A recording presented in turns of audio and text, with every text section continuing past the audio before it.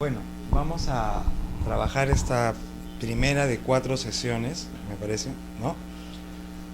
Relacionadas a los aspectos más generales en materia de derecho procesal constitucional. Y para entrar al tema del derecho procesal constitucional, sin duda hay que contextualizar esta disciplina vinculándola con la justicia constitucional y esta a su vez con el derecho constitucional. La jurisdicción constitucional o justicia constitucional en el Perú es una institución que es relativamente nueva y que con el tiempo va consolidándose, se va afirmando. En realidad, desde una perspectiva histórica, la jurisdicción constitucional en el Perú se inaugura con nuestra Constitución Política de 1979. Hasta antes de la Constitución de 1979 no teníamos institucionalizado la jurisdicción constitucional.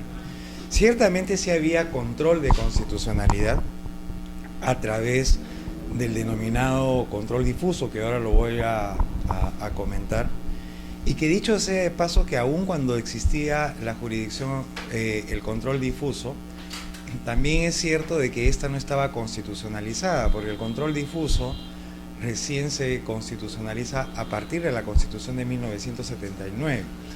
El control difuso estaba institucionalizado a propósito del Código Civil de 1936. En el título preliminar se establecía de que los jueces tenían el deber derecho de inaplicar una norma que era contraria a la Constitución, o sea, control difuso. Pero eso estaba a nivel de Código Civil. Es recién a partir de la Constitución del 79 que se constitucionaliza el control difuso y que además entramos en el terreno de la jurisdicción constitucional a través de la creación del entonces denominado Tribunal de Garantías Constitucionales. De ahí en adelante ha habido un proceso ininterrumpido y ciertamente inacabado de afirmación de la justicia constitucional en el Perú. Y hablar de jurisdicción o justicia constitucional nos lleva necesariamente a hablar de Estado democrático y constitucional de derecho, de Estado democrático, y social de derecho. No cabe posibilidad alguna de coexistencia de justicia constitucional sin la vigencia plena de un Estado constitucional de derecho. Alguien decía, me parece que el profesor César Landa, que puede existir, o en todo caso coexistir, un poder judicial en el seno de un gobierno autoritario, pero lo que no puede existir en el seno de un gobierno autoritario es un tribunal constitucional, ¿no? Entonces, estamos atravesando una etapa, como decía, inacabada aún, de consolidación de la jurisdicción constitucional.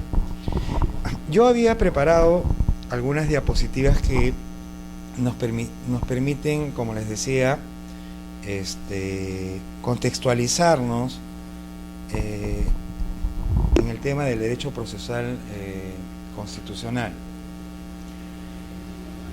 El derecho procesal constitucional va a independizarse de la disciplina madre, que es el derecho constitucional. Que dicho sea de paso, el derecho constitucional, siendo una disciplina fundamental, central en el campo del derecho, ha adolecido de falta de reconocimiento práctico. El derecho constitucional y la Constitución, de alguna manera, sufren de una suerte de desconocimiento por parte de los operadores del derecho. Me refiero como operadores de derecho tanto los que aplican la ley, jueces, como también fiscales, y también, por qué no decirlo, los litigantes, los abogados litigantes. Pocas veces se nos ocurre por ejemplo, sustentar una demanda sobre la base de principios o preceptos en materia constitucional, cuando no se trata de procesos propiamente constitucionales, ¿no? Es decir, pocas veces se nos ocurre en el campo penal, en el campo civil, comercial, laboral, sustentar la base de nuestra argumentación sobre principios, preceptos o valores constitucionales. Y lo propio ocurre con los aplicadores, los que aplican la ley, ¿no? O sea, los jueces. En nuestro caso, los abogados independientes, litigantes, invocamos la Constitución como una suerte de, a mayor abundamiento, ¿no? O sea, digamos como una suerte de rellenar la demanda, o el alegato, o la contestación de la demanda. Cuando en realidad toda la arquitectura y el ordenamiento jurídico del Estado está basado y sustentado en la Constitución. Porque la Constitución opera como una fuente de fuentes, ¿no? Es la norma básica, fundante, primaria, y en consecuencia toda la arquitectura jurídica de un Estado, y política también, encuentra su sustento y su razón de ser, su inicialidad en la Constitución. Esto, un mero refresco de lo que es el derecho constitucional. Entiendo que acá todos somos colegas, ¿no? Y el hecho a veces de ser colegas y el ejercicio práctico, nuestras actividades o funciones a veces nos desconectan de aspectos conceptuales que hemos visto o hemos dejado de ver en las aulas universitarias, ¿no?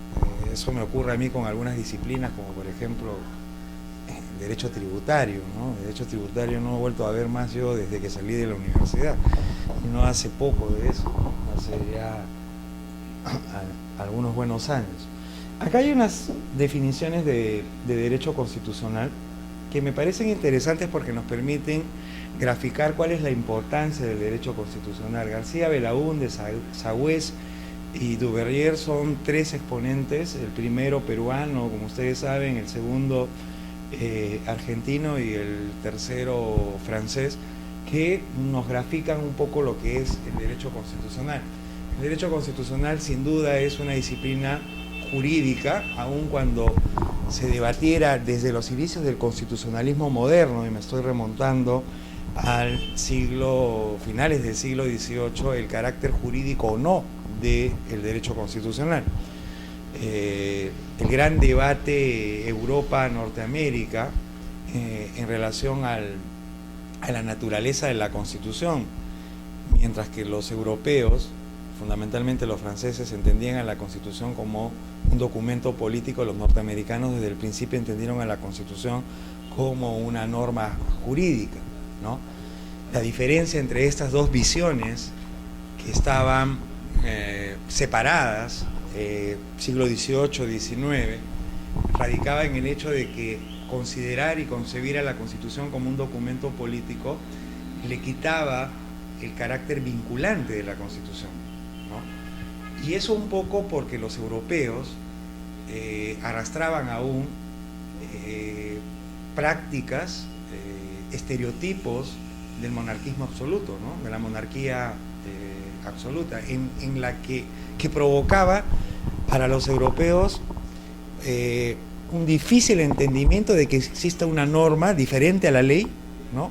Que tenga un carácter vinculante, que sobre todo sujecione a los detentadores del poder, es decir, a los gobernantes. Los norteamericanos, en cambio, sí entendieron desde el principio que la Constitución era una norma jurídica y como tal, en consecuencia, tenía un carácter vinculante, ¿no? Estas dos visiones de Constitución, documento político, y Constitución, norma jurídica, se van a encontrar luego del periodo de entreguerras, ¿no? O sea, luego de la Segunda Guerra Mundial ya hay una conciliación entre estas dos visiones de la Constitución, y Europa, por ejemplo, la Constitución italiana y sobre todo el esfuerzo jurisprudencial italiano lleva al entendimiento de que la Constitución por sobre todo es una norma jurídica. ciertamente no desligada de los aspectos políticos, es una norma jurídica impregnada, influenciada por factores de naturaleza políticos, pero en principio y por sobre todo la Constitución es una norma jurídica.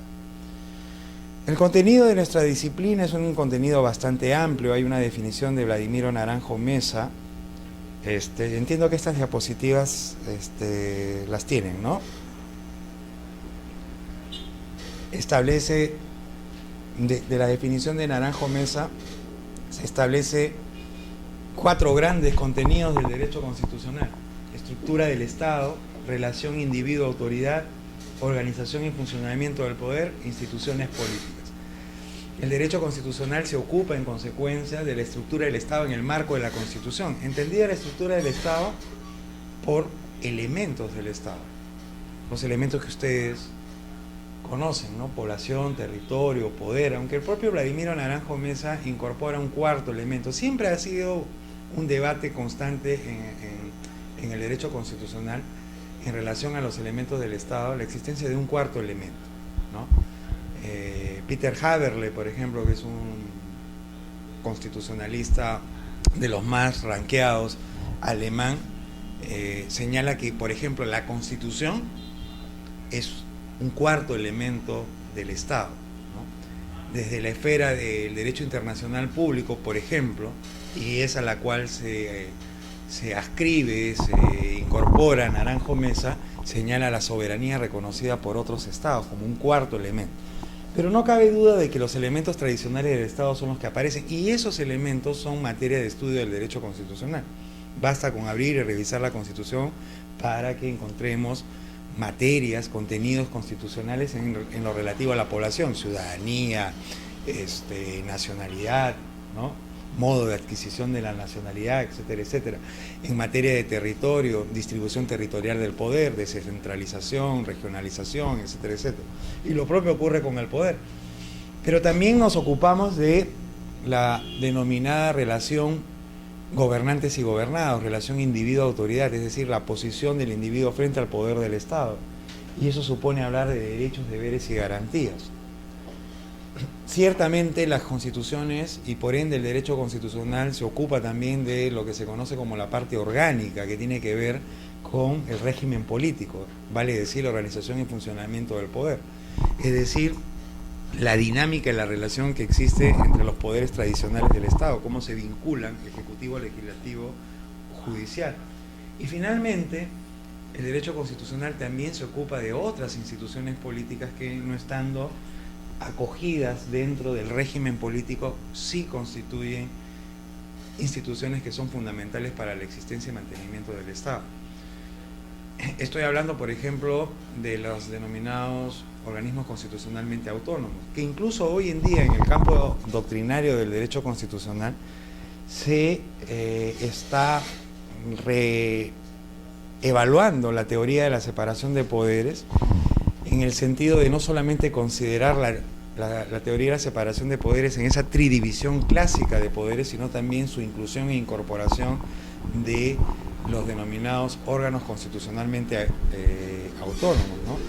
Y eso a propósito de la preponderancia de órganos constitucionalmente autónomos en muchos estados, ¿no? Por ejemplo, el caso de los tribunales constitucionales, el caso de las defensorías del pueblo, su desarrollo y afirmación en el contexto jurídico-político de los estados ha llevado a hacer un reestudio, ¿no? Una revisión de la teoría de la separación de poderes.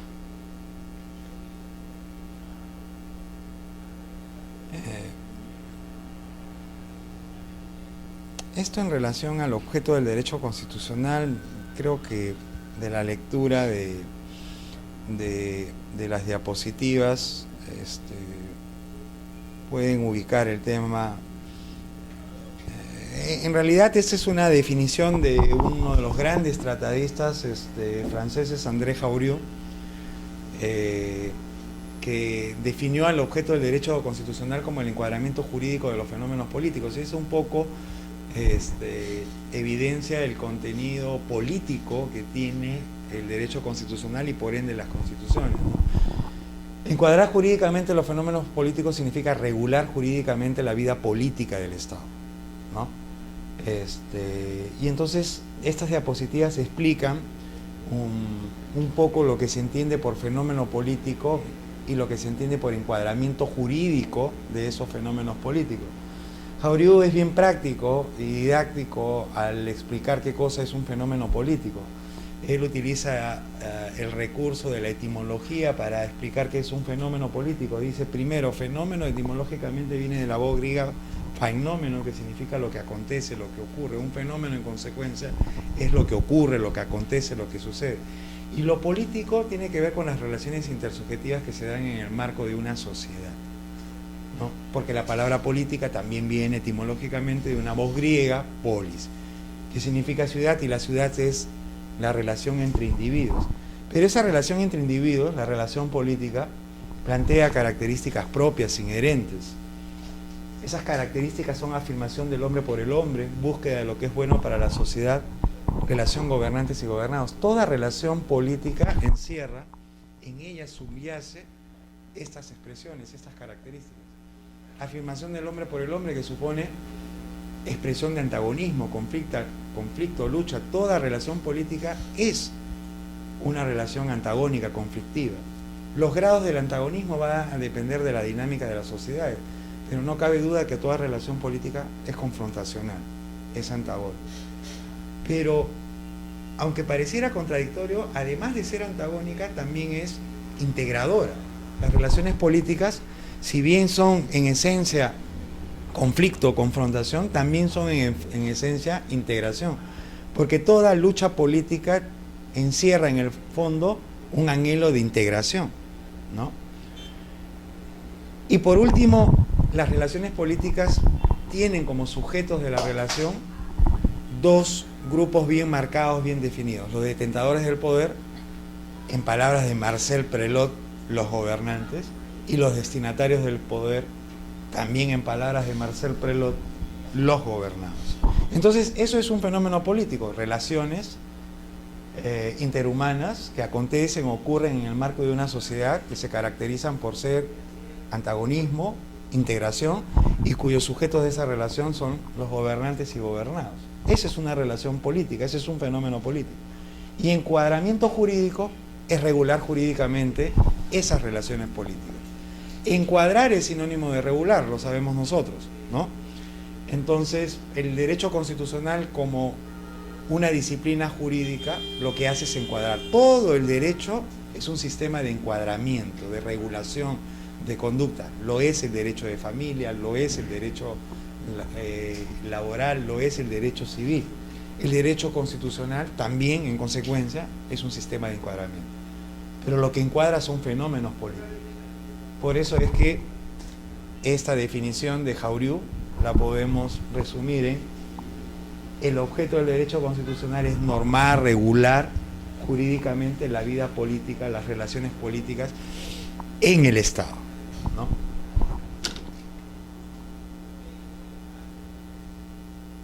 Este tema de la teoría de fuentes es importante porque la jurisdicción constitucional se apoya desde el punto de vista para su interpretación, para su aplicación, en la teoría de fuentes. Y las fuentes que plantea la doctrina son de tres tipos. En realidad, a mí lo que me interesa es incidir en esto, ¿no? En las fuentes formales. Las primeras, las fuentes históricas, son aquel conjunto de elementos que permiten reconstruir en el tiempo el proceso de aparición, evolución y desarrollo del constitucionalismo, ¿no? Es decir, todos aquellos elementos que permitan graficar cómo ha aparecido el derecho constitucional y cómo ha evolucionado. Eso constituyen fuentes históricas, que sin duda son sumamente importantes. la proyección del futuro no puede perder de vista la experiencia histórica. Y estas fuentes históricas pueden ser de dos tipos, los directos y los indirectos. Los elementos indirectos son todos aquellos elementos que permiten reconstruir en el tiempo el derecho constitucional de manera inmediata, como dice la diapositiva, de manera directa, ¿no?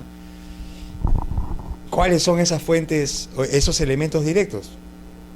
La ley, la jurisprudencia, la costumbre, son elementos directos. ¿Cuál era el régimen parlamentario de por ejemplo, en el constitucionalismo inicial en el Perú del siglo XIX? ¿Cuál sería una fuente inmediata, un elemento inmediato que nos proporciona el conocimiento, la información de cómo era el régimen parlamentario? Sin duda las constituciones del siglo XIX es la fuente inmediata, ¿no? La primera constitución, que fue una constitución unicameral, ¿no? La segunda, que fue una constitución tricameral, y a partir de la tercera, la de 1828, que va a empezar a marcar la tendencia que ha sido a lo largo de todo el constitucionalismo en el Perú, bicameral, ¿no? Porque esto que tenemos hoy en día, que es la unicameralidad, en realidad es la primera experiencia unicameral que ha tenido el Perú.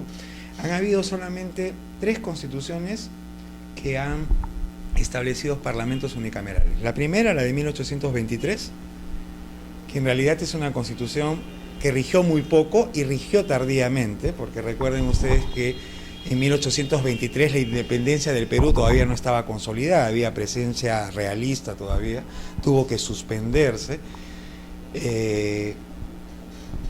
y la vigencia de la Constitución fue bastante efímera, ¿no? Con una interrupción con la Constitución de 1826, la famosa Constitución vitalicia que nunca rigió, ¿no? Y luego la Constitución de 1867, que también fue unicameral y fue una constitución que rigió 3 meses, ¿no?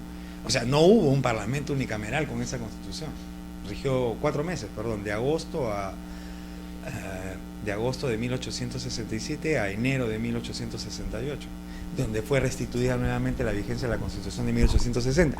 O sea, la primera constitución que real y efectivamente ha regido con parlamento unicameral es la que tenemos ahora, la de 1993. Pero bueno, esos son los elementos directos, ¿no? Los elementos indirectos son todo aquello que permite complementar los elementos directos. Y ahí entra un abanico de posibilidades que van desde la literatura, el arte, ¿no? Por ejemplo, un cuadro puede complementar una idea.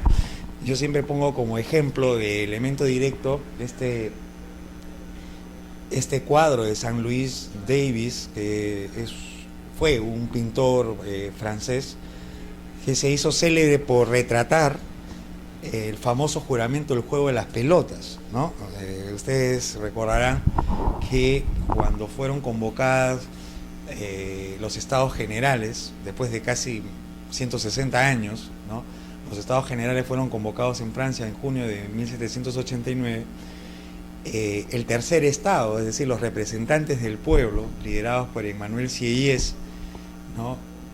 Buscaron sesionar, y entonces en el Palacio de Versalles le cerraron los ambientes, y ellos irrumpieron en un cuarto, ¿no? En una habitación que era conocida como el salón del juego de las pelotas, porque los magistrados jugaban ahí lo que sería hoy día la pelota vasca, ¿no? O high alay, ¿no? Una cosa de esas, y ahí sesionaron, hicieron un juramento solemne, alrededor de 500 representantes del pueblo, comprometiéndose a mantenerse en sesión permanente hasta dotar de una constitución escrita a Francia.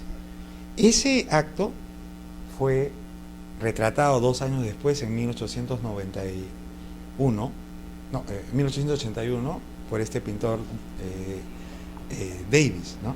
Eso, por ejemplo, es un elemento indirecto, ¿no? Porque nos permite complementar un conocimiento de lo que se conoce en términos de proceso constituyente, o sea, de elaboración de la Constitución, como el acto constituyente de la primera Constitución francesa, ¿no? Ese acto manifestativo del pueblo de expresar la convicción de dotarse de una Constitución. Luego vienen las fuentes reales, y las fuentes reales son lo que dan contenido a las constituciones, porque estamos hablando de fuentes constitucionales, y comprenden el conjunto de factores, problemas, situaciones de carácter diverso, político, económico, social, cultural, religioso, que el Estado decide encarar, ¿no? Decide resolver, decide conjurar, ¿no? Y en consecuencia es lo que da contenido a la Constitución. Por ejemplo,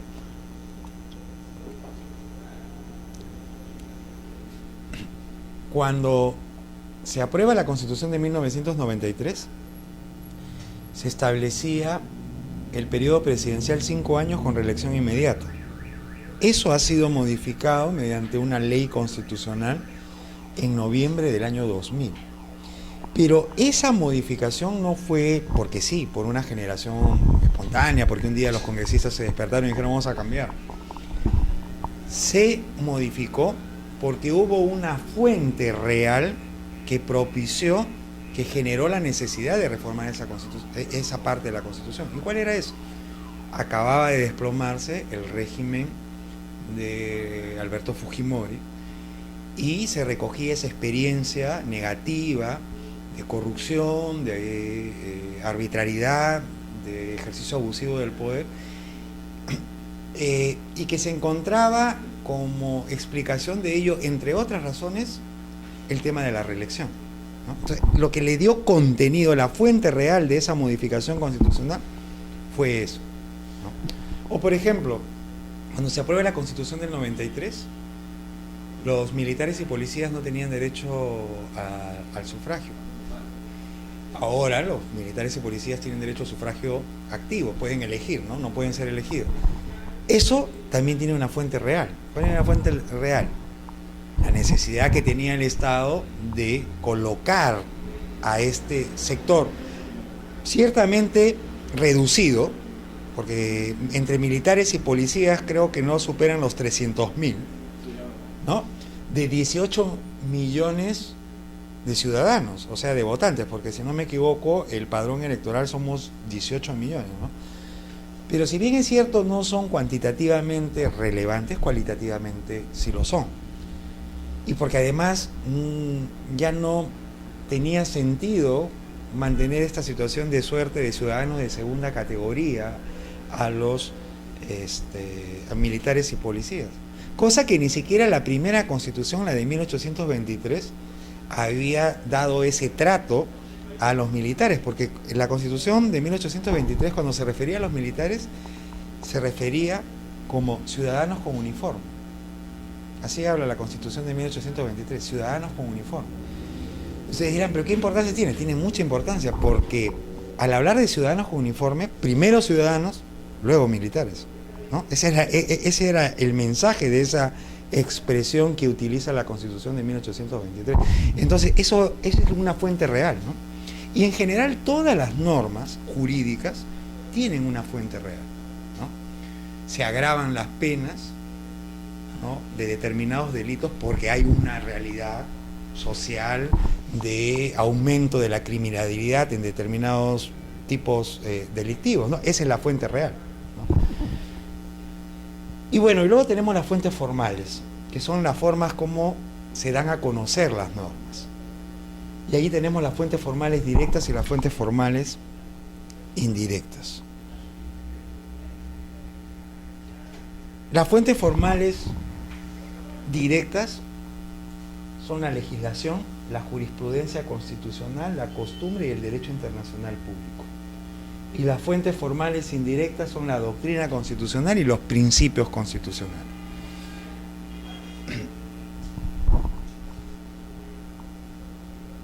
Cuando hablamos de legislación constitucional, estamos hablando de textos escritos, ¿no? La legislación ciertamente es escrita, ¿no? La normatividad no siempre es escrita, pero la legislación siempre es escrita, ¿no? Y acá tenemos legislación constitucional primaria y secundaria. Y la legislación constitucional primaria está conformada primero por la Constitución. Por eso es que les decía yo en la introducción que la Constitución es fuente de fuentes. O sea, la Constitución es en sí misma una fuente, ¿no? También tenemos las leyes constitucionales. Las leyes constitucionales son las que recogen el ejercicio del poder constituyente derivado, es decir, una reforma de la Constitución. Estas reformas que he mencionado, por ejemplo, la de no reelección, la del sufragio militar, eso están plasmadas en leyes, ¿no? Si ustedes saben la Constitución actualizada, van a ver un pie de página, ley número tal. Esa es una ley constitucional. Se llaman leyes constitucionales entonces aquellas que contienen una reforma de la Constitución. Las leyes constitucionalizadas son leyes que que son leyes dictadas con anterioridad a la Constitución, pero que la propia Constitución les reconoce validez jurídica, ¿no? Todos sabemos que la Constitución es el punto de partida del ordenamiento jurídico, ¿no? O sea, crea el ordenamiento jurídico. Sin embargo, hay leyes que, habiendo sido dictadas con anterioridad a la Constitución les reconoce validez. Por ejemplo, este famoso régimen de la 2530 es una ley cualificada, constitucionalizada.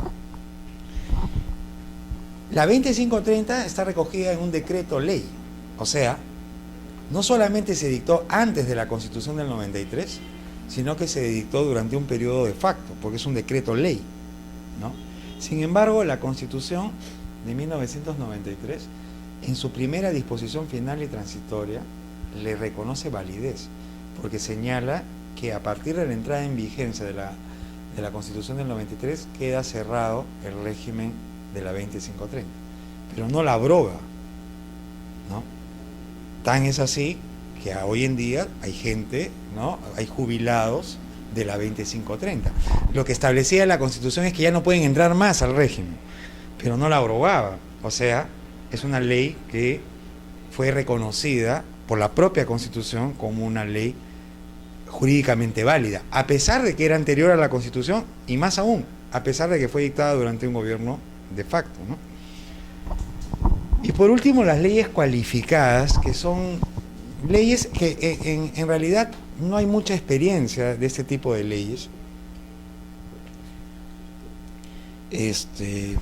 Son leyes, digamos, que son dictadas por parlamentos manipuladores, en el sentido de que establecen un carácter intangible a una ley, ¿no? O sea, es decir, el propio Parlamento dota de una naturaleza intangible a una ley, es decir, que no puede ser modificada. Entonces, la única salida para modificar esa ley es aplicándole el procedimiento de reforma constitucional, ¿no? Entonces, por eso son leyes cualificadas, porque tienen un procedimiento especial diferente al resto de leyes para su modificación.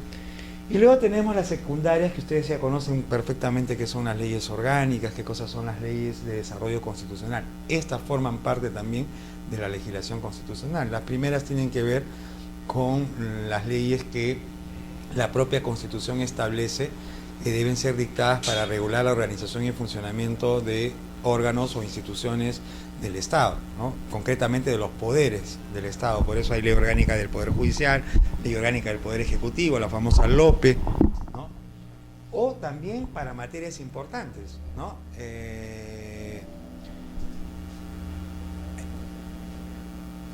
Las elecciones están reguladas por una ley orgánica, ¿no? Porque la propia Constitución prevé que la materia electoral sea regulada mediante una ley orgánica. El tema de las elecciones generales está regulada por una ley orgánica, y las leyes de desarrollo constitucional son las que desatan un contenido específico de la Constitución.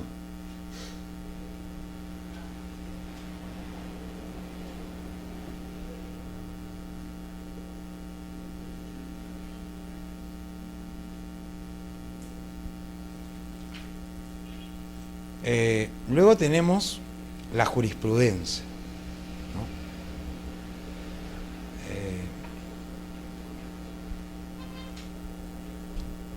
Y esto un poco nos acerca al tema de la justicia constitucional, ¿no? La jurisdicción constitucional, la jurisprudencia tiene unas funciones específicas.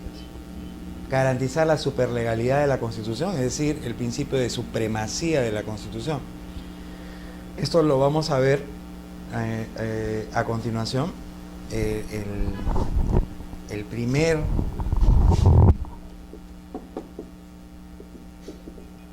caso que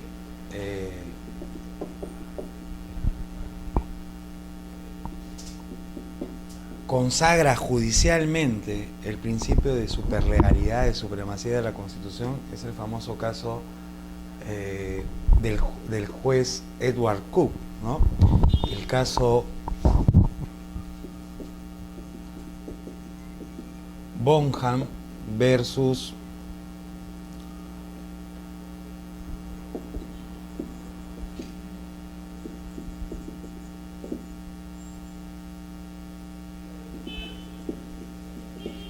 el Colegio Médico de Londres, ¿no?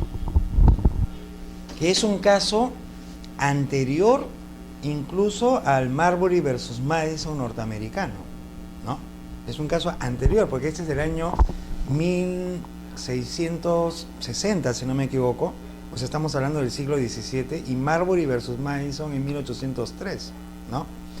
Entonces, bueno, sin duda el desarrollo constitucional norteamericano tuvo mucha influencia del constitucionalismo inglés, ¿no? Otra función que cumple la jurisprudencia es coadyuva la formación y aplicación correcta y concreta de los valores, principios, prácticas y normas constitucionales. Interpreta y declara el sentido de la constitucionalidad conforme al reto de los tiempos. Es decir, la jurisprudencia tiene como una de sus funciones la aplicación de ese famoso principio constitucional, el principio de concordancia práctica, ¿no?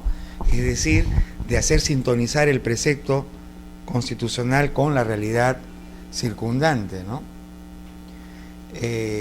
Y sin duda la jurisprudencia ha aportado en mucho a el desarrollo del derecho constitucional y de la justicia constitucional, ¿no?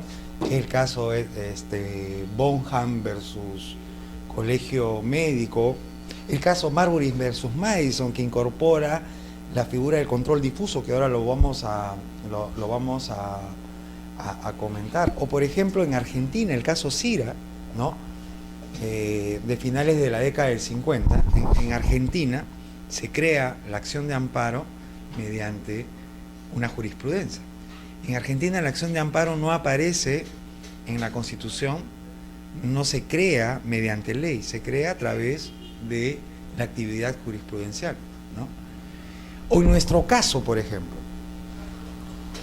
si ustedes revisan el artículo 2.3 de la Constitución, van a encontrar que la Constitución consagra como un derecho fundamental de la persona como ser espiritual el derecho a la libertad de conciencia, ¿no? Que se entiende el derecho a la libertad de conciencia como la facultad de poder creer según nuestro leal saber y entender. Eso en suma es la libertad de conciencia, ¿no? La facultad que tenemos de creer en lo que querramos, ¿no? En cualquier materia, filosófica, política, religiosa, etcétera, etcétera. Sin embargo, a través de la jurisprudencia se ha incorporado un derecho adicional a la libertad de conciencia, que es la objeción de conciencia, ¿no? La objeción de conciencia es una institución que consiste en la facultad que tiene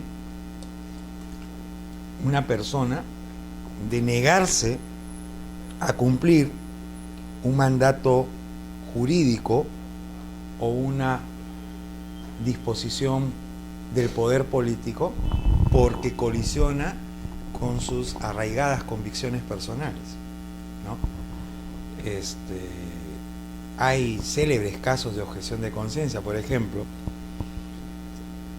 Mohamed Ali, famoso casus Clay, él fue un objetor de conciencia, ¿no?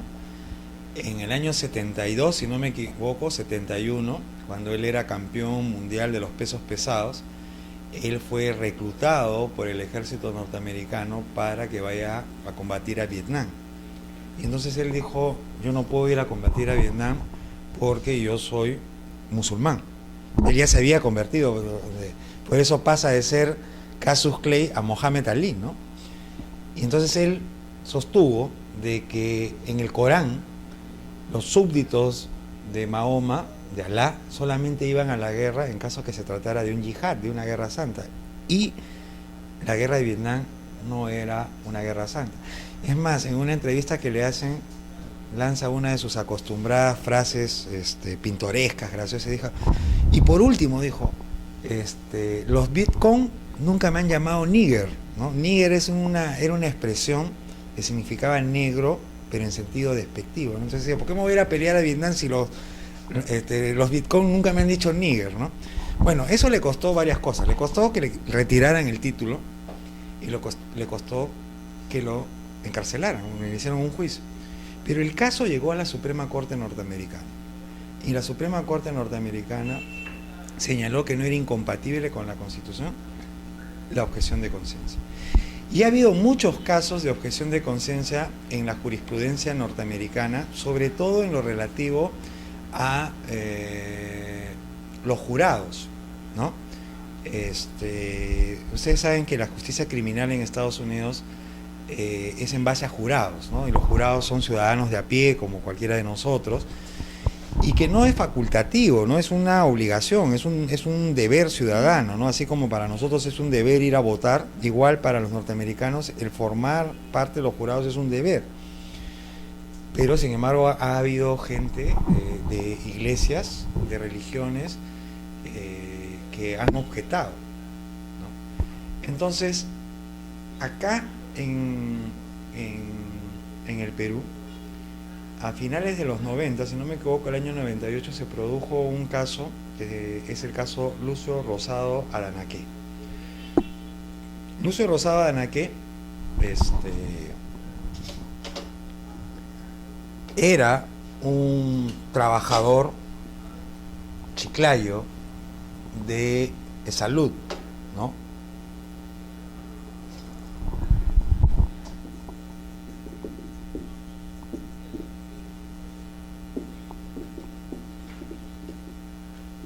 Y que era miembro de la Iglesia Adventista del Séptimo Día. Entonces ustedes saben que los trabajadores de salud les establecen turnos, ¿no? Y justo dentro de su turno le toca que tenía que trabajar los días sábados. Y para los miembros de la Iglesia Adventista del Séptimo Día, el sábado es un día sagrado, ¿no? Entonces él se negó. Dijo que no podía trabajar porque eso iba contra sus convicciones. Él dedicaba los sábados a la oración, ¿no? El director del hospital le dijo, bueno, mala suerte, pues, ¿no? Te ha tocado el turno. Él presenta un amparo y el amparo llega al Tribunal Constitucional. Y ahí el Tribunal Constitucional dijo algunas cosas que son bien importantes y bien interesantes. Dijo, por ejemplo, que resultaba una contradicción que la Constitución consagrara la libertad de conciencia, es decir, el derecho que uno tiene de creer en lo que quiera, pero que a la vez que el propio Estado obligara, ¿no?, a las personas a actuar en contra de sus convicciones, ¿no? O sea, por un lado la Constitución reconocía el derecho de creer en lo que uno quiera, pero por otro lado el propio Estado también te obligaba a ir contra tu convicción. Eso fue uno. Dos, en consecuencia, para guardar armonía entre lo que consagra la Constitución y las convicciones personales, el Tribunal Constitucional estableció de que la objeción de conciencia era un contenido nuevo dentro del derecho a la libertad de conciencia. O sea, reconoció legalmente la objeción de conciencia. Pero finalmente señaló de que también la objeción de conciencia no era de aplicación inmediata, sino que tenía que ser caso por caso, ¿no? Porque podría darse entonces el contrasentido de que finalmente las normas tengan un carácter relativo, ¿no? Porque estaría sujeto, ¿no?, a que sean aceptadas o no aceptadas por las personas, ¿no? Pero eso, por ejemplo, revela esa función creativa que tiene la jurisprudencia en el campo del derecho constitucional. O, por ejemplo, en el campo laboral. Si ustedes revisan la Constitución, van a encontrar que la Constitución consagra 3 principios constitucionales laborales. Uno, el principio de igualdad de oportunidades sin discriminación. Esa es una tautología. Dice igualdad de oportunidades sin discriminación, como si hubiera igualdad de oportunidades con discriminación. O sea, si hay igualdad, ya no hay discriminación, pues, ¿no? Dos, el indubio pro operario, ¿no? En caso de duda, ¿no?, se interpreta en favor del trabajador. Y el otro es, ¿cuál es la? Son 3, igualdad de oportunidades. La irrenunciabilidad de los derechos, ¿no? Sin embargo, esos no son los únicos principios constitucionales laborales. El Tribunal Constitucional, en reiterada jurisprudencia, ha determinado la existencia de 2 principios adicionales a los que están ahí, o sea, como principios implícitos, no expresos, sino implícitos en la Constitución. Uno es el principio de primacía de la realidad y el otro es el principio de inmediatez, ¿no? Entonces, digamos que la jurisprudencia es sin duda una fuente fundamental en el campo del derecho constitucional. La costumbre también, ¿no? La costumbre constitucional. La costumbre constitucional, todos sabemos qué cosa es la costumbre jurídica, ¿no? Tiene 2 elementos: las prácticas político-jurídicas reiteradas en el tiempo y el elemento espiritual, ¿no?, que es la aceptación, ¿no?, la conciencia social sobre la obligatoriedad, el carácter vinculante, ¿no? Pero acá es preciso señalar que entre costumbre jurídica y costumbre constitucional hay una diferencia, ¿no? La costumbre constitucional tiene una particularidad que la distingue de la costumbre jurídica general. Y para no hacerla muy extensa, podríamos resumir esas diferencias en 2 cosas bien puntuales. Primero, la costumbre jurídica solamente tiene un agente emisor, la sociedad, ¿no? La costumbre constitucional, en cambio, puede ser creada por la sociedad, pero también por el Estado, por los organismos públicos. Eso no ocurre con la costumbre jurídica general. La costumbre jurídica general solo es creada por la sociedad. Y la otra es que en la costumbre jurídica general el destinatario es el mismo que crea la costumbre, la sociedad. En cambio, en la costumbre constitucional, el creador no siempre es el destinatario, ¿no?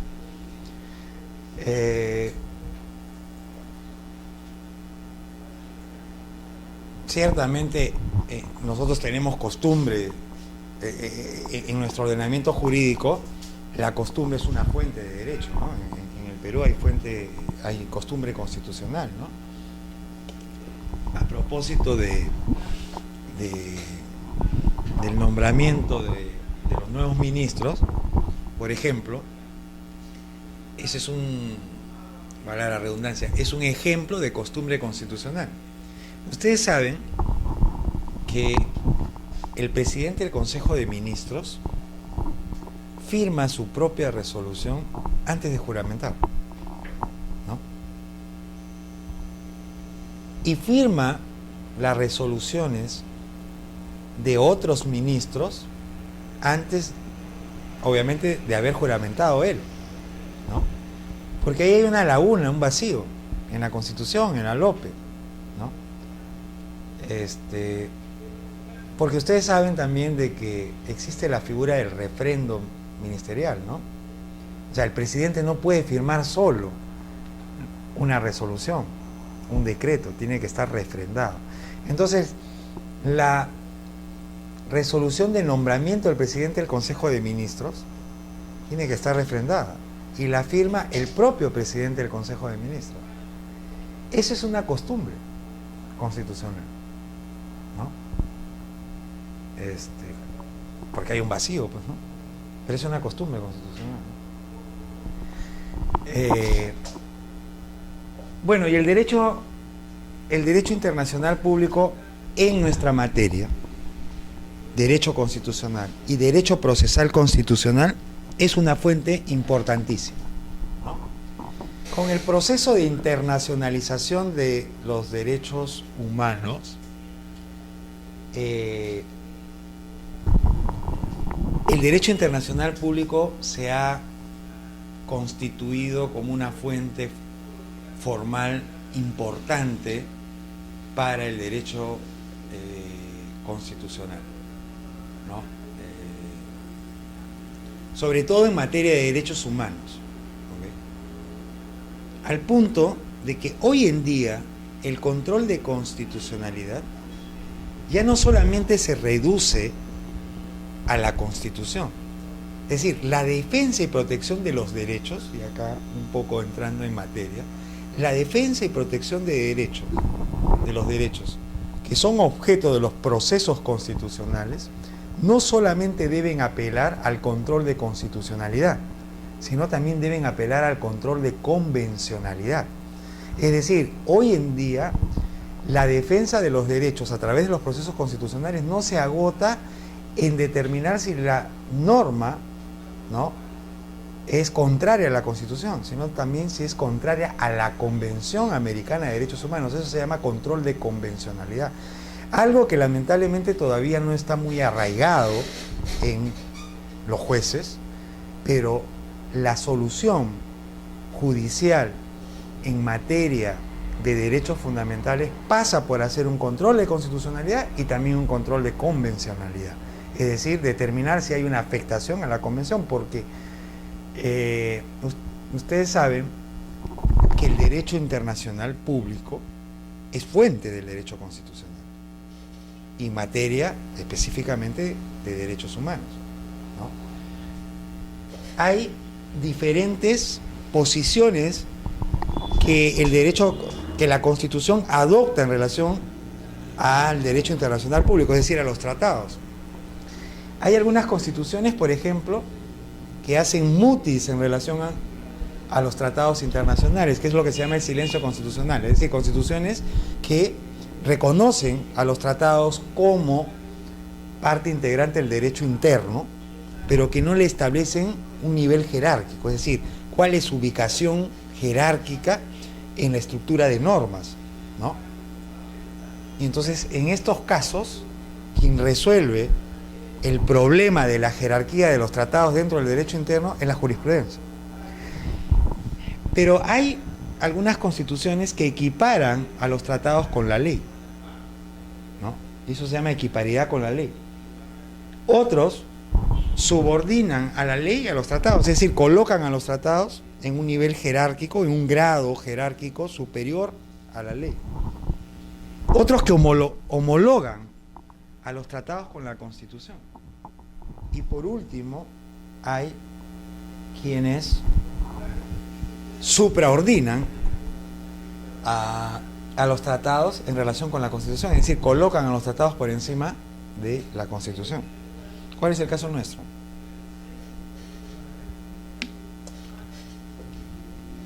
En nuestro caso, se plantean estas dos figuras: equiparidad con la ley y homologación con la Constitución. En los artículos que se ocupa la Constitución de los tratados, hay equiparidad con la ley cuando dice, por ejemplo, la Constitución, no he traído Constitución ahorita, cuando dice, por ejemplo, que los tratados aprobados por el Congreso,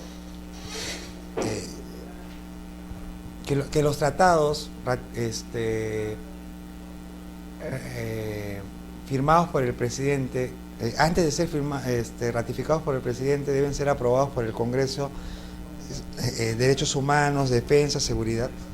Ahí está equiparando con la ley, porque le está dando el mismo íter procedimental que una ley, ¿no? Porque la ley es aprobada por el Congreso y promulgada por el presidente de la República. Ahí hay homologación. Y hay equiparidad o homologación con la ley, que es lo mismo, ¿no? Pero también la Constitución establece que hay tratados que pueden afectar contenidos de la Constitución, y ahí la homologa, ¿no? ¿Nadie tiene una Constitución? ¿No? Bueno, pero revisen, ahí van a encontrar que dice, más o menos dice así, ¿no? Que aquellos tratados que afectan contenidos constitucionales deberán ser aprobados con el mismo procedimiento de la reforma constitucional. O sea, está colocando a los tratados de manera homóloga con la Constitución, porque le aplica el mismo procedimiento a la reforma de la Constitución. ¿Okay? Bueno, ahí están las fuentes formales indirectas, eso yo creo que se explica por sí solo.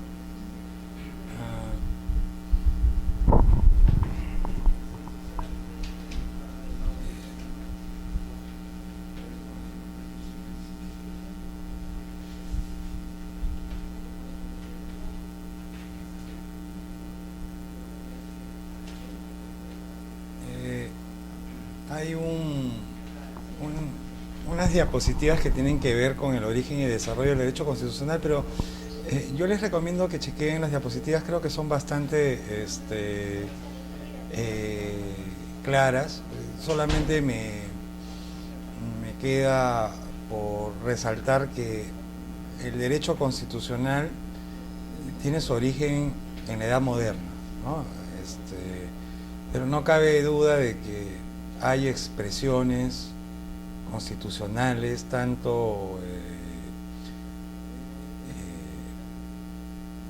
normativas como de interés de investigación, que se remontan hasta el mundo antiguo. Han habido nociones, ideas de constitución en Grecia, que aparecen en las diapositivas, en Roma, en el medioevo, ¿no? Pero propiamente el derecho constitucional surge acá, en la Edad Moderna, ¿no? Y surge fundamentalmente a propósito de una corriente filosófica y política que se conoció como el movimiento constitucionalista. Y estamos hablando de un escenario concreto que es Europa. Este movimiento tuvo por objeto luchar contra el régimen político imperante, que era el absolutismo monárquico, ¿no? Y ahí se van a dictar una serie de instrumentos que van a ser referentes importantes para el constitucionalismo, que aparecen en esta diapositiva, ¿no? Estamos hablando de la Petition of Right, el Acuerdo del Pueblo, el instrumento de gobierno. Este último, el instrumento de gobierno, es considerado como la primera constitución escrita. Fue dictada durante la única etapa republicana que ha tenido Inglaterra, ¿no? Que fue durante el gobierno de Oliver Cromwell, ¿no? Fue el único periodo durante el cual Inglaterra dejó de ser monarquía y se convirtió en república. Nunca más ha vuelto a ser república, ¿no? Y desde el lado de Europa, el instrumento de gobierno es considerado como la primera constitución escrita, porque si se dan cuenta de la fecha, 1653, es bastante anterior a la Constitución norteamericana, que es de 1787, ¿no? Acá está mal escrito, es el Bill of Rights, que es la Declaración de Derechos. Y el acta de habeas corpus, que lo vamos a conversar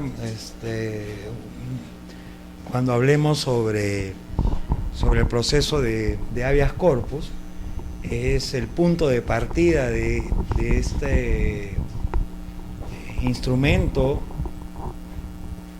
que sirve para la defensa del derecho a la libertad individual, ¿no? Con este movimiento es que se van a empezar a dictar las constituciones escritas, porque uno de los postulados del movimiento constitucionalista liberal, además,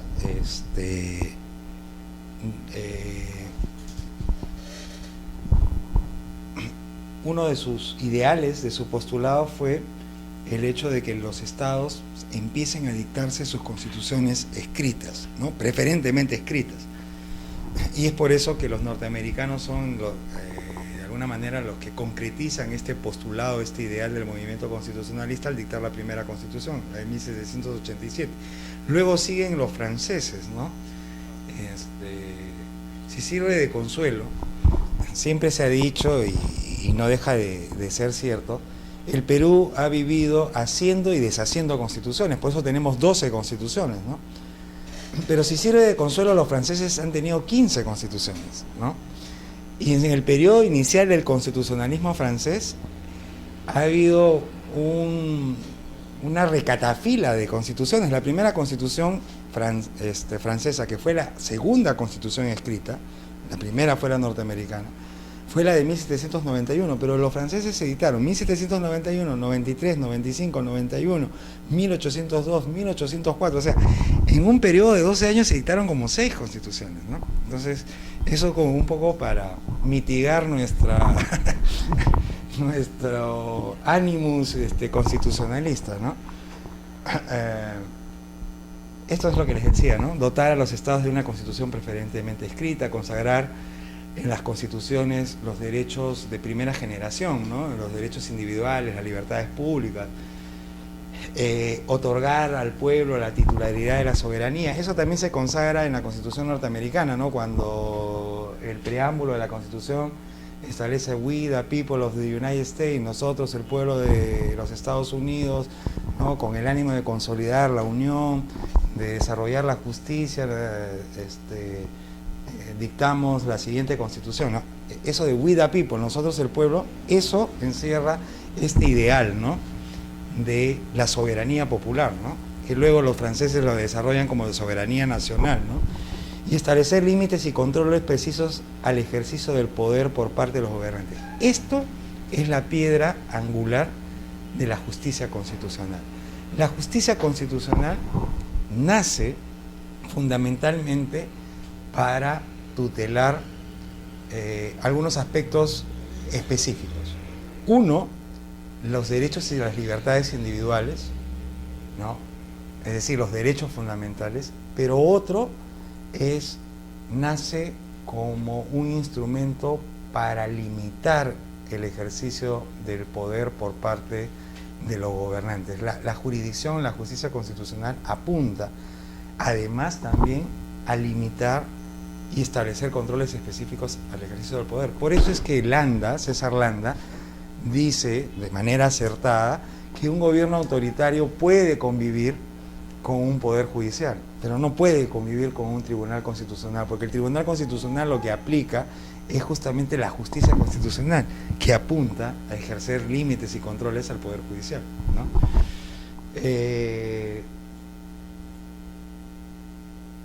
Y bueno, luego se han ido cristalizando. Inglaterra, sin duda, los grandes paradigmas estaduales en materia del constitucionalismo han sido Inglaterra, Estados Unidos y Francia, ¿no? En Inglaterra tenemos el tema de la concreción de la teoría de la representación política, ¿no? ¿A través de qué? A través de su parlamento, ¿no? idea moderna de la representación política se va a ver materializada con la institución del Parlamento inglés, ¿no? Que el Parlamento inglés es la madre de todos los parlamentos, no siendo el órgano legislativo más antiguo, porque las Cortes españolas son más antiguas que el Parlamento inglés. Incluso los Estados Generales, que son el órgano legislativo francés, es anterior al Parlamento inglés. Pero la gran diferencia que existió entre las Cortes españolas, en España el órgano legislativo se llaman Cortes, ¿ya? Cuando, ahí no se llama Parlamento, Congreso, Asamblea, Cortes. Por eso quienes aprobaron la Constitución de Cádiz fueron las Cortes de Cádiz, ¿no? Porque el término Cortes para los españoles alude al órgano legislativo. Entonces, la gran diferencia fue de que las Cortes españolas carecieron de institucionalidad, ¿no? Las Cortes españolas, por ejemplo, de León, de Castilla, se reunían cada 200 años, 3 veces en un siglo, ¿no? Lo mismo los Estados Generales. Por eso cuando los Estados Generales se convocaron en 1789, era un hecho sin precedentes, ¿no? O sea, generaciones no sabían lo que era que se reunieran los Estados Generales, ¿no? Lo que se reunía era el Parlamento de París, pero el Parlamento de París no era un órgano legislativo, el Parlamento de París era una suerte de SUNAT, ¿no? Porque se llamaba Parlamento de París al órgano encargado de los tributos, ¿no? O sea, era la suerte de SUNAT francés, ¿no? Pero el órgano legislativo era los Estados Generales. En cambio, el Parlamento inglés tuvo continuidad, y no solamente tuvo continuidad, sino que supo respetar sus fueros. En muchas ocasiones el Parlamento inglés, para hablar en términos de calle, sin caer en el estilo Urresti, ¿no? O sea, el Parlamento inglés pechaba a la corona, ¿no? Ahí está la Carta Magna de 1215, está el Bill of Rights, ¿no? La Declaración de Derechos, que fue una exigencia del Parlamento inglés a Guillermo de Orange para aceptarlo como rey, ¿no? O sea, le dijeron, mira, ¿quieres ser rey? Te reconocemos como rey, pero firma el Bill of Rights. ¿Y qué cosa era el Bill of Rights? Era una declaración de derechos que restituía poderes que habían sido cercenados al Parlamento, ¿no? Entonces, el Parlamento inglés no tuvo esa dinámica abyecta, subalterna, subordinada a la monarquía, a pesar de la existencia de monarquía absoluta en Inglaterra, ¿no? Supo encarar a la monarquía. Eso no lo tuvieron los otros órganos legislativos, por eso la importancia del Parlamento inglés. Y después todos los parlamentos que van a nacer con el constitucionalismo liberal van a tomar la base del Parlamento inglés. Por ejemplo, la bicameralidad. El Congreso norteamericano, sistema bicameral, ¿no? Cámara de Representantes, Cámara de Senadores, a sazón del Parlamento inglés, ¿no?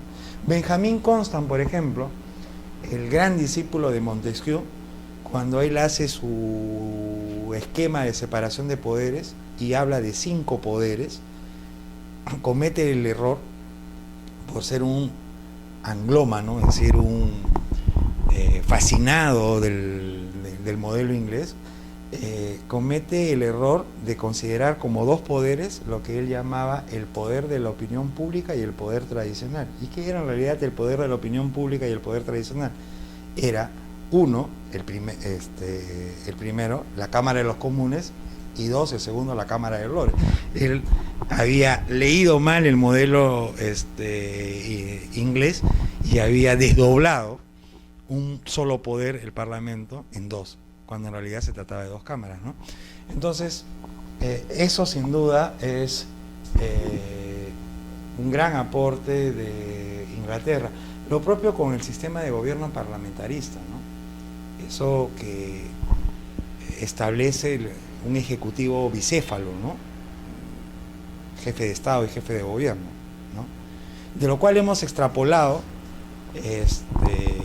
con nuestras propias necesidades la figura del presidente del Consejo de Ministros, ¿no? Que no es el primer ministro del régimen parlamentarista, porque el primer ministro del régimen parlamentarista es un jefe de gobierno.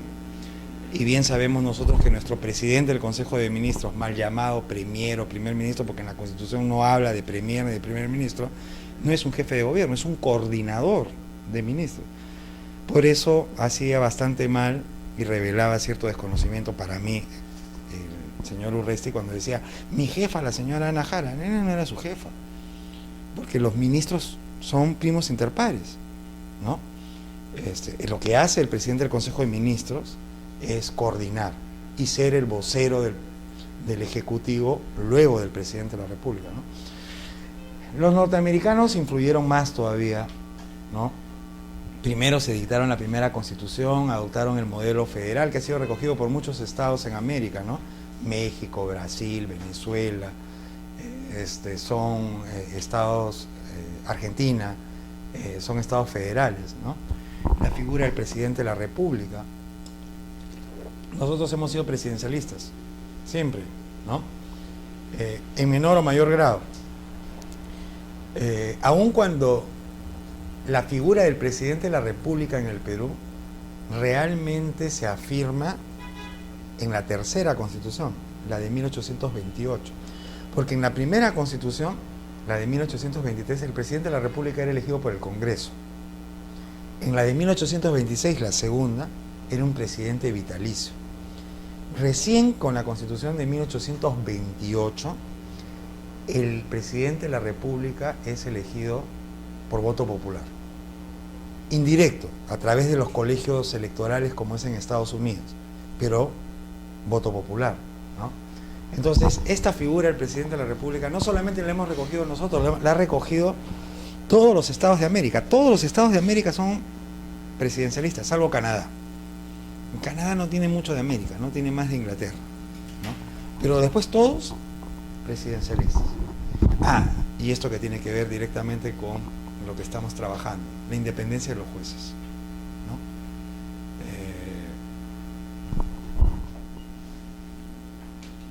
Bueno, Francia, sobre todo y fundamentalmente con el tema de los derechos fundamentales, ¿no? Vamos a avanzar un poco más rápido para no... Acá les había dado algunos aspectos en relación a lo que es la Constitución, a lo que son las normas, los tipos de normas, ¿no?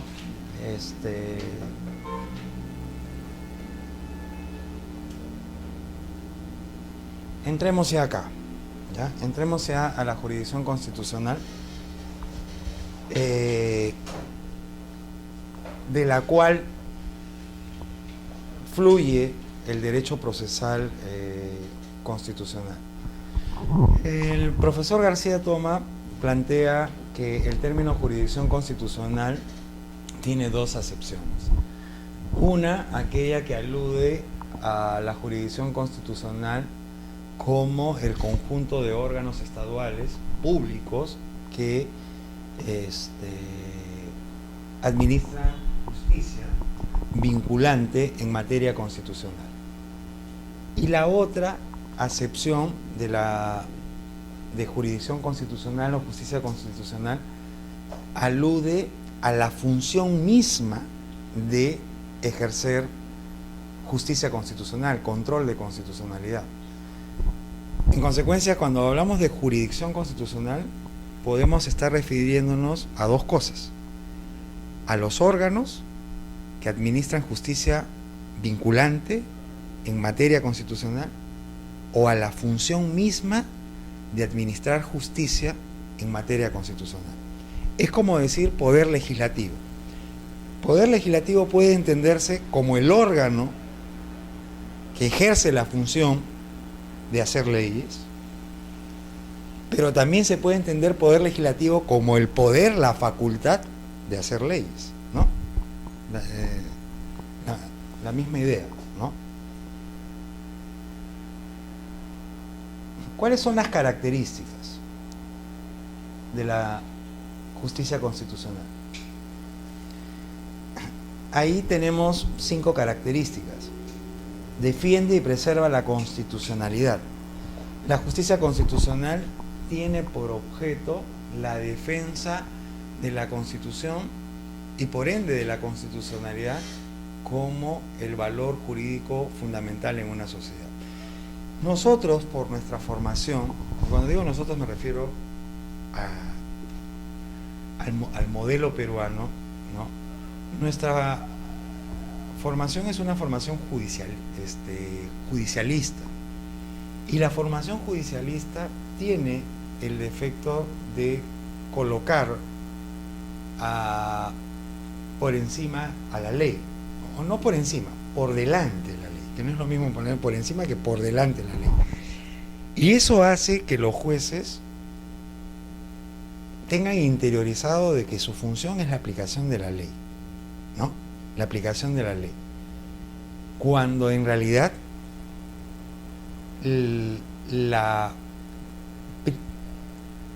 lo que debe anteponerse y estar por delante es la defensa de la Constitución, ¿no? Y eso es contra lo que lucha la justicia constitucional, la jurisdicción constitucional en el Perú. Y no solamente contra lo que lucha, sino lo que justifica la existencia de una justicia constitucional y por ende de un derecho procesal en materia constitucional.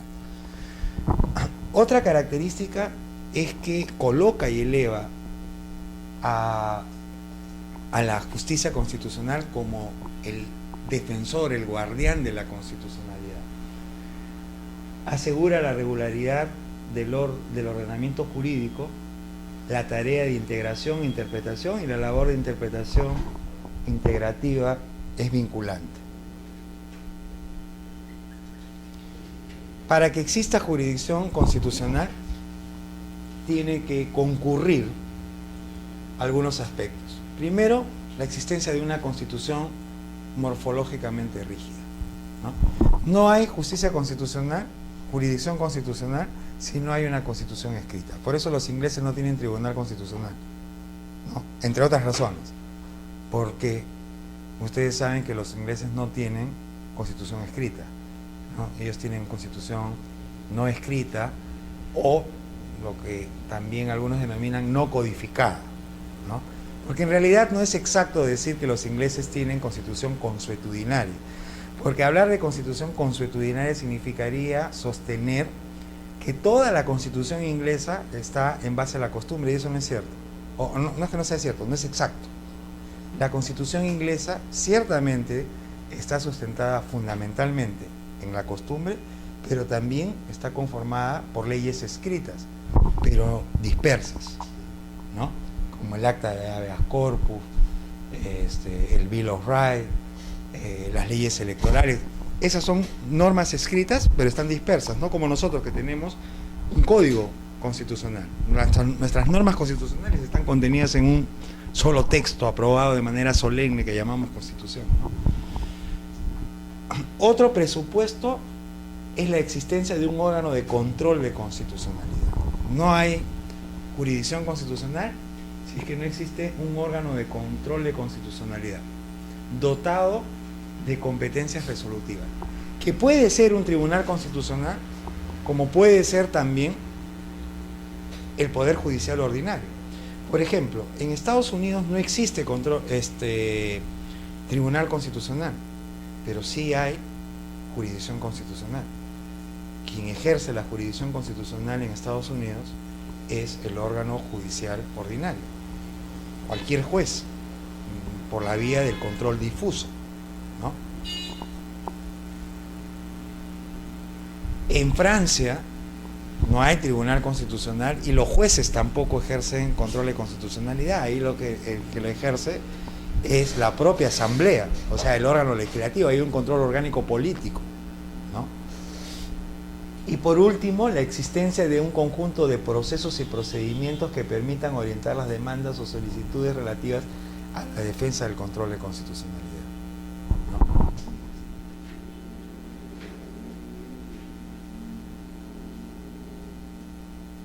Esos son los objetivos de la jurisdicción constitucional. Afirmar el principio de soberanía constitucional o de superlegalidad constitucional o de supremacía de la Constitución. La afirmación de la acción interpretativa e integradora de la Constitución, la racionalización del ejercicio del poder y sobre todo y fundamentalmente la plena vigencia de los derechos fundamentales.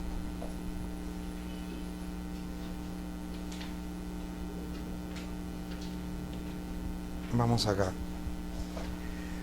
Existen diferentes modelos de jurisdicción constitucional. Es decir, modelos que desarrollan el control de constitucionalidad de las leyes para afirmar el principio de soberanía constitucional, el principio de supremacía de la Constitución. Estos modelos se dividen en los modelos originarios y los modelos derivados. Cuando hablamos de modelos originarios estamos hablando de modelos que no tienen precedente, que son producto de la inventiva, de la creatividad de los sistemas jurídicos, ¿no? Esto es propio de los sistemas jurídicos, de los estados que tienen sistemas jurídicos propios, cosa que no ocurre con nosotros, ¿no? Nosotros no tenemos un sistema jurídico propio. Nuestro sistema jurídico es el romano-germano, ¿no? Y acá existen, y los modelos derivados son aquellos modelos que toman modelos originarios y los adecúan a su propia realidad, ¿no? Hacen una suerte de trabajo de trasplante, de adecuación. Dentro de los modelos orgánicos tenemos el control orgánico político y el control orgánico jurisdiccional. Y dentro de los derivados tenemos el mixto y el dual.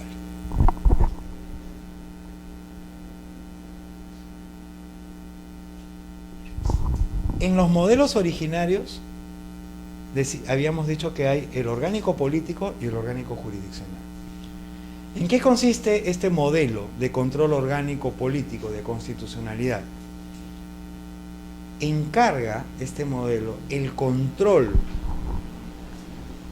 de constitucionalidad a un órgano político, y concretamente al Parlamento, que es el órgano político por excelencia, ¿no? Este modelo se basa en ¿qué? Se basa en el hecho de sostener de que la función de control de constitucionalidad es una tarea de tal importancia que debe recaer en autoridades que tienen la mayor representación política. Y no cabe duda de que el órgano de mayor representación política es el Parlamento, ¿no? Por ejemplo, el Ejecutivo ¿tiene representación política? Ciertamente sí. ¿Quién elige al presidente de la República? El pueblo, ¿no? Pero ¿quién elige a los ministros? El presidente de la República, ¿no? Claro, por delegación del poder que le da el pueblo, pero los designa el presidente de la República. En cambio, a los congresistas, ¿quién los elige? A todos los elige el pueblo. Eso revela su naturaleza de mayor representación política. Este modelo lo crearon los franceses, y lo crearon los franceses a partir de la cuarta constitución que tuvieron, la de 1799. La de 1799. Y el mentor fue el abad Emmanuel Sieyès, este gran pensador de la Revolución Francesa, ¿no? Y se ha aplicado modernamente en las ya desaparecidas monocracias marxistas, es decir, en los estados marxistas operaba este control. Y solamente que yo sepa, funciona en Francia. Este modelo es un modelo que recibe fuertes críticas, y la primera y creo más importante crítica es que coloca al Parlamento en una suerte de juez y parte. ¿Por qué? ¿Quién hace las leyes? El Parlamento. ¿Y quién ejerce el control en este modelo de que si esas leyes son inconstitucionales o no? El propio Parlamento. Entonces, la efectividad de este modelo pasa porque el Parlamento tenga la suficiente madurez de autocontrolarse, cosa que suele ser complicado. Luego viene el control orgánico jurisdiccional, que como su propio nombre lo dice, confía la tarea de control de constitucionalidad a un órgano jurisdiccional, es decir, un órgano que administra justicia. Y ahí se desdobla. Se desdobla en dos modelos: el americano o difuso y el concentrado o europeo. El americano o difuso se caracteriza porque el control de constitucionalidad recae en el Poder Judicial ordinario. Es decir, cualquier juez con prescindencia de su jerarquía y de su materia puede ejercer control de constitucionalidad, inaplicando una norma que es contraria a la Constitución, ¿no? Esto nace a propósito de el caso Marbury versus Madison en 1803, ¿no? Una vez más, el aporte de la jurisprudencia, ¿no? Si se revisa la Constitución norteamericana no determina un órgano específico encargado de ejercer control de constitucionalidad. Esto se va a imponer por la jurisprudencia. Primero con el caso Marbury versus Madison, luego se va a ir consolidando en sucesivas sentencias. Y el otro es el sistema europeo de jurisdicción concentrada, que encarga la tarea de control de constitucionalidad a un órgano ad hoc, es decir, a un órgano específico encargado de ejercer control de constitucionalidad. Estamos hablando concretamente de los tribunales constitucionales. Y el origen de los tribunales constitucionales está en la Constitución austríaca de 1920, que es la primera constitución que crea, a impulso del gran jurista Hans Kelsen, que fue uno de los más activos redactores de la Constitución austríaca de 1920, crea el Tribunal Constitucional, ¿no? Y que luego este modelo se va a difundir en toda Europa occidental, ¿no? Entre estos dos modelos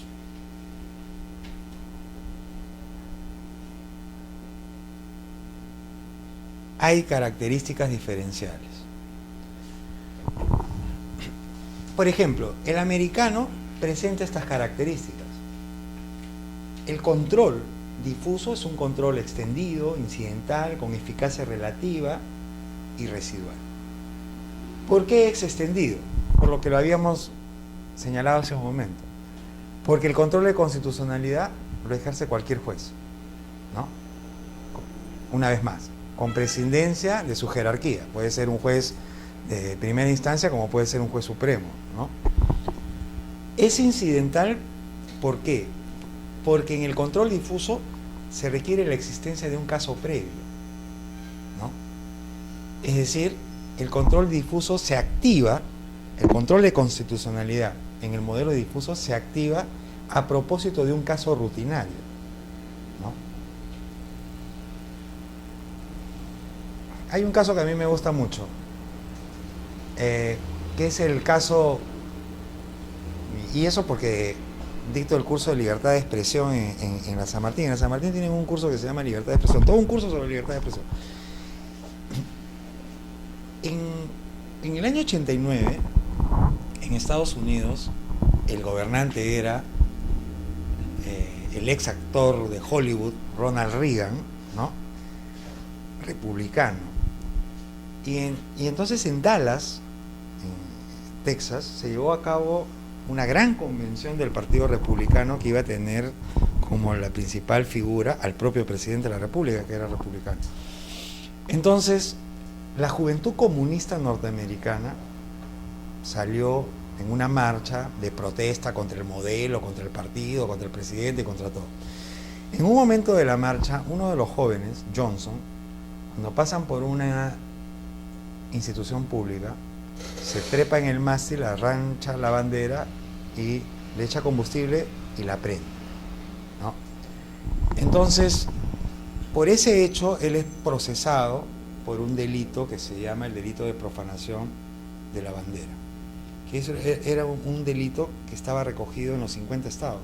Todos los 50 estados de la Unión Americana tenían su ley de profanación de la bandera norteamericana.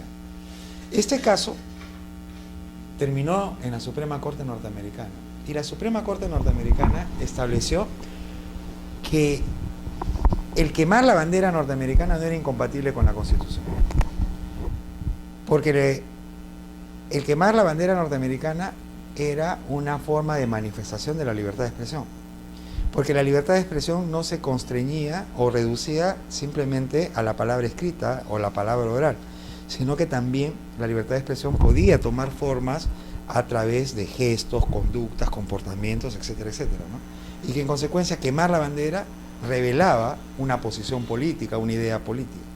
Cosa rara en Estados Unidos porque los norteamericanos son sumamente patriotas, ¿no? Incluso en las películas hasta el presidente de la República agarra el avión presidencial y mata a todos los terroristas, ¿no? Entonces, en ese, fíjense, ahí la Suprema Corte norteamericana dijo de que era inconstitucional la ley de Texas, ¿no? Pero, ¿cómo se activó el control de constitucionalidad? No es que Johnson presentó una acción de inconstitucionalidad contra la ley de profanación de la bandera del estado de Texas, sino que se ejerció control de constitucionalidad a propósito de un caso rutinario, común, es decir, un tema penal, un hecho de tipo penal. A eso se llama control incidental. ¿Ok? También es con un control con eficacia relativa. ¿Por qué? Porque en el control difuso, la declaración de inconstitucionalidad de una ley solo tiene efecto inter partes, es decir, para el caso concreto. Siguiendo con el caso Johnson versus Texas. No es que esa sentencia abrogó la ley, sino que la declaró inaplicable para el caso Johnson versus Texas. Claro, luego el Congreso de Texas, porque cada estado tiene su propio Congreso en Estados Unidos, es un estado federal, la derogó por propia iniciativa, ¿no? Porque siguiendo la línea de la Suprema Corte norteamericana, pero no tiene un carácter abrogativo, sino tiene una eficacia interpartes para el caso concreto, ¿no? Y por último, el control es residual. Lo principal del caso no era el control de constitucionalidad, sino que el control de constitucionalidad resultó como una consecuencia, ¿no? Como dice en la diapositiva, una actividad añadida. Eso es el control difuso. En cambio, el control concentrado es un control condensado, principal, abstracto y de eficacia general. ¿Por qué condensado? Lo opuesto a lo extendido. Porque cualquiera no hace control de constitucionalidad. En Alemania, donde está el Tribunal Constitucional más reputado, que es el Tribunal Constitucional Federal, ahí cualquier juez no hace control de constitucionalidad. Solo lo hace el Tribunal Constitucional. Ese órgano ad hoc creado específicamente para eso. Es un control principal.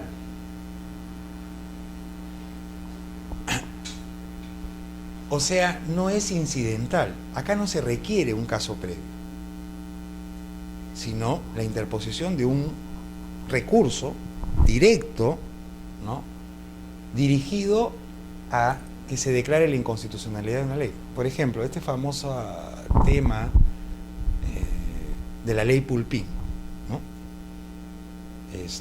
Se podía presentar, no sé si se llegó a presentar, una demanda de inconstitucionalidad. Ahí no tenía que haber un caso previo que Luis Maril Pulpín se ve afectado con la norma y como consecuencia de eso hay un control de constitucionalidad. No había necesidad de un caso, se podía ir directamente al Tribunal Constitucional, porque el control es principal. Control abstracto. El órgano, el tribunal, se encarga de analizar una norma cuestionada en forma aislada e independiente de un caso concreto. Ahí no hay caso. Y por último, control con eficacia general. En el control concentrado, la declaratoria de inconstitucionalidad tiene un efecto abrogativo. La ley declarada inconstitucional es expulsada del ordenamiento jurídico y en consecuencia genera un efecto para todos, ya no rige para nadie, ¿no? Luego tenemos los modelos derivados. Y tenemos el orgánico mixto y el orgánico, dual o paralelo. El modelo mixto comporta una fusión de modelos originarios, ¿no? Una combinación, y de ahí sale un modelo subgéneris, ¿no? Por eso es mixto, como en el caso de Venezuela. En Venezuela, la Corte Suprema venezolana, o sea, el Poder Judicial Ordinario, tiene un órgano, una suerte de sala, donde los ciudadanos pueden ir, claro, cumpliendo los requisitos que establece la legislación, directamente a solicitar la inconstitucionalidad de una ley. Ese es un modelo mixto, porque tiene algo del concentrado, ¿no? Porque no hay caso previo, se puede ir directamente, pero también tiene de difuso, porque no es un órgano independiente, es un órgano perteneciente al Poder Judicial, ¿no? Entonces es una mixtura. Y luego tenemos el orgánico dual o paralelo, que es nuestro modelo. Y esta clasificación la advirtió Domingo García Belaúnde, ¿okay? Porque hasta antes de esta observación nosotros estábamos considerados como un modelo mixto, ¿no? Pero Domingo García Belaúnde advirtió de que nuestro modelo no era mixto, porque nosotros no combinamos dos modelos originarios. Nuestro modelo es dual o paralelo. Porque ¿en qué consiste el modelo dual o paralelo? Permite coexistir dos modelos originarios manteniendo sus propias características. Si ustedes revisan el artículo 138 de la Constitución, en su segunda parte dice que los jueces, cuando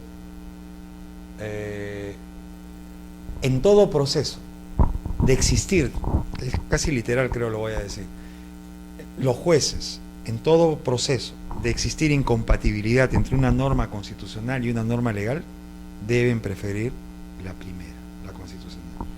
Eso es un control difuso, ¿no? ¿Por qué? Porque dice los jueces, ¿qué jueces? Cualquier juez, ¿no? En todo proceso, o sea, tiene que haber un caso, tiene que haber un proceso, ¿no? Deben preferir la Constitución a la ley. Ese es control difuso, tal cual las características.